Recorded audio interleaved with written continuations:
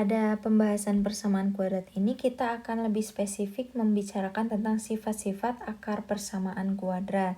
Ada sifat yang berbunyi seperti ini. Jika X1 dan X2 adalah akar-akar dari AX kuadrat ditambah BX ditambah C sama dengan 0, maka X1 sama dengan min B plus akar D dan X2 sama dengan min B min akar D per 2A, di mana nilai D adalah B kuadrat min 4AC, sehingga X1 ditambah X2 sama dengan min B per A, dan X1 kali X2 sama dengan C per A. Nah, X1 dan X2 itu diperoleh dari rumus kuadrat yang tadi ya.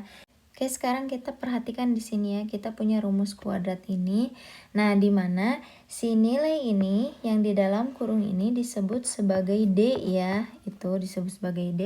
Nah, implikasinya apa? Ketika nilai ini pada sifat-sifat akar real, yang pertama begini, jika nilai D-nya adalah lebih besar dari 0, maka si persamaan itu dia akan memiliki dua akar real yang berbeda.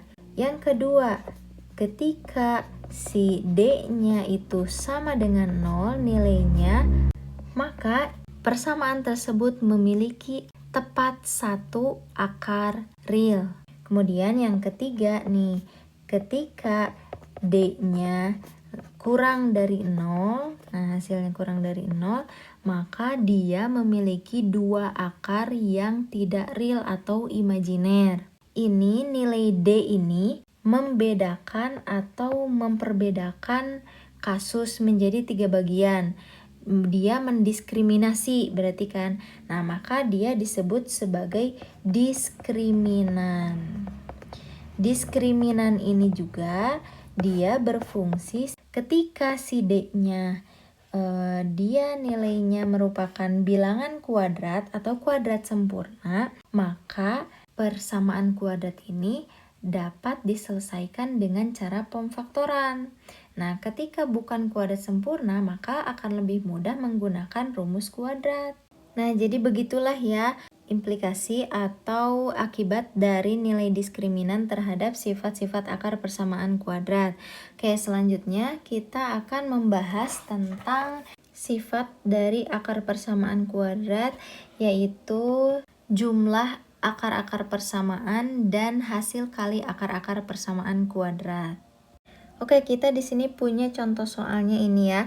Ada persamaan 3x kuadrat min akar 3x min 6 sama dengan 0. Akar-akarnya adalah x1 dan x2.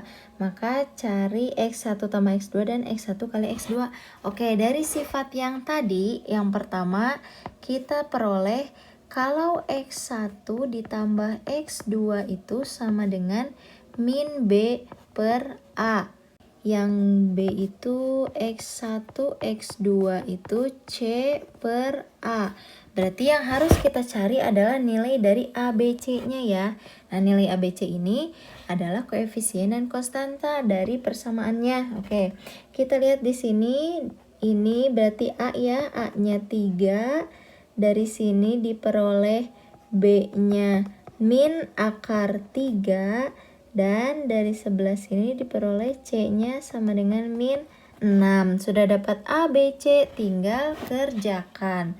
Kerjakan dulu yang pertama, ini X1 tambah X2 sama dengan min B per A, berarti min B. Min, lalu masukin B-nya min akar 3. Kenapa di sini ada min lagi? Kalau yang ini kan min pertama dari rumusnya. Kalau yang kedua itu dari nilai B-nya, makanya minnya ada 2. Per A-nya 3. Berarti di sini nilainya min kali min positif, berarti akar 3 per 3. Dapat nilai yang pertama. Kemudian yang kedua, C per A. C itu min 6 per A itu 3. Oke, berarti min 6 dibagi 3, min 2. Berarti diperoleh kalau X1 tambah X2 sama dengan akar 3 per 3 dan X1 kali X2 sama dengan min 2. Selesai. ada soal bonus nih, bagian C. Nah, ditanyakannya adalah 1/x1 ditambah 1/x2. Nah, lalu gimana ini cara menyelesaikannya? Yang pertama kita ubah dulu ini menjadi penyebutnya biar sama ya. Biar sama, kita kan tinggal mengalihkan ya x1 dengan x2. x1 kali x2. x1 kali x2 dibagi x1, hasilnya adalah x2. Kemudian x1 kali x2 dibagi x2 hasilnya x1. Nah, berarti bentuk ini sama seperti ini dong ya, x1 tambah x2 dan x1 kali x2. Gampang kan? x1 ini boleh kita tulis juga, karena kan kalau penjumlahan itu komutatif.